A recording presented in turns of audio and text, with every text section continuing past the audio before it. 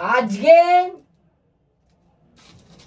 তুমি লোকের কথা শুনে আমাকে ছেড়ে চলে গেলে, যেদিন সত্যি কথা জানতে পারবে সেদিন আমাকে খুঁজবে। আমি যা না কষ্ট পেয়েছি তার 3 গুণ তুমি কষ্ট পাবে। আমার কষ্টে তোমাকে পাইনি, তোমার কষ্টে আমাকে পাবে।